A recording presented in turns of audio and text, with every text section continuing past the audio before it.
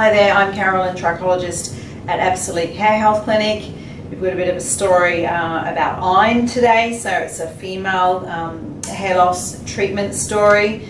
So when I met this client, she'd been experiencing hair loss, hair thinning and hair breakage for 2 years. She had also said she had an excessively oily scalp, the scalp was burning and it was irritated as well.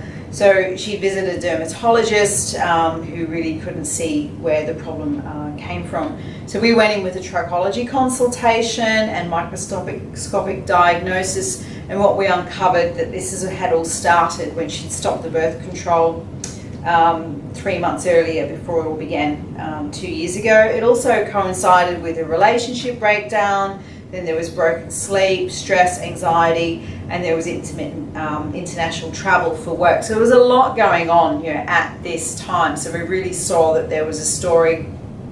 The microscope showed 90% of the hair had lost structure and function. So that explained the hair thinning, why the hair was breaking, and also why the scalp was behaving the way that it was. So when we looked at the blood tests, what we actually found is she had very high iron, and she was taking a supplement that was an iron supplement, but she had really low ferritin. So what that means is she was taking the wrong supplement for her iron levels. So it was doing the opposite of what we needed. So her ferritin was down at 40, and we needed it, this is in Australian numbers, at 70 to 100 to actually regrow hair, yet her iron was up at 30, which was the upper echelon. So it was doing the opposite of what we needed. We also found that she had high B12 because that was in the supplement as well. So everything works as synergists and antagonists, and she was supplementing, but she was actually creating more problems by doing it in the wrong way. So it's really important to get a proper analysis of your blood test and to be taking the right product for either the iron, low iron, which is uncommon compared to the low ferritin. We also looked really at food, because food also supports the ferritin and obviously nutrition as well.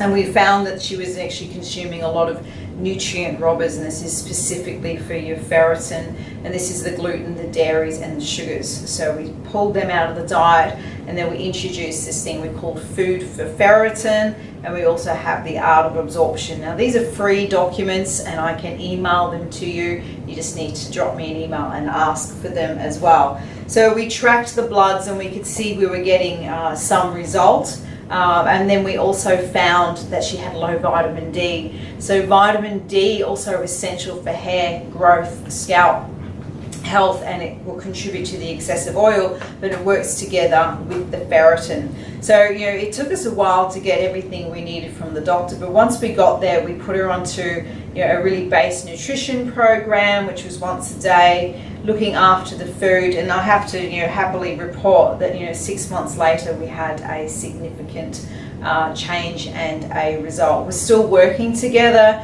tracking the bloods, and obviously we work topically to get some hair growth as well. So if you relate to this story or would like, as I said, a copy of the food for ferritin, the art of absorption, or help with your iron or ferritin levels, email me. My email is info@absolique.com.au.